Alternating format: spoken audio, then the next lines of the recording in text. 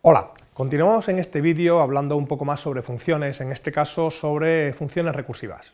Una función recursiva esencialmente es una función en la que se llama a sí misma en la propia definición de la función. Este es un proceso, el uso de funciones recursivas, que es muy interesante porque permite hacer una programación mucho más elegante y concisa.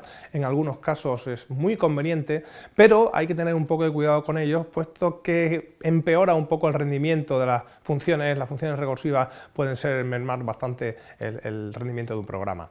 Vamos a ver un sencillo ejemplo, que es prácticamente el clásico ejemplo de programación recursiva, que sería el cálculo del factorial de un número.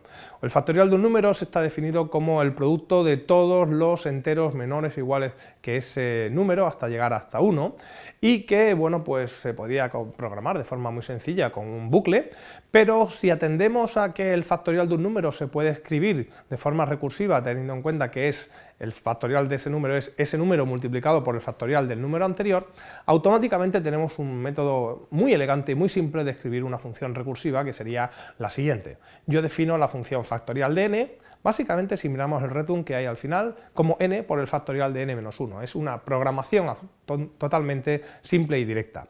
No obstante, hay que tener un poco de cuidado con las funciones recursivas, porque si simplemente definimos el factorial así, nos encontraríamos que entraríamos en un bucle infinito, ya que estaríamos calculando recursivamente factoriales de números anteriores. Es decir, en algún momento hay que pararlo, y eso se hace con un bloque que define, digamos, el estado inicial. En este caso, cuando n es 1, retornamos el mismo n, y en caso contrario usamos el bucle recursivo, básicamente.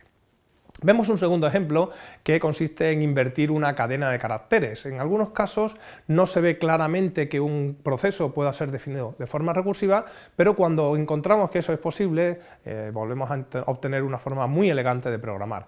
Invertir una cadena de caracteres esencialmente consiste en situar el último carácter al principio e invertir la cadena formada por los n-1 primeros caracteres. Y eso es básicamente lo que hace nuestra función recursiva. Una vez más tenemos un controlador para no hacer esto de forma indefinida, es decir, para cadenas de longitud menor o igual que 1 devolvemos la misma cadena, y para cadenas superiores pues básicamente lo que hacemos es devolver el último elemento, que está ahí, ese de -1, el índice negativo, recordar que es contar desde el final, y luego invertimos, usamos la misma función, la misma llamada de la función, para la cadena formada por los n-1 primeros caracteres, es decir, todos hasta el -1 sin incluir. De esta forma obtenemos la inversión de una cadena de forma recursiva.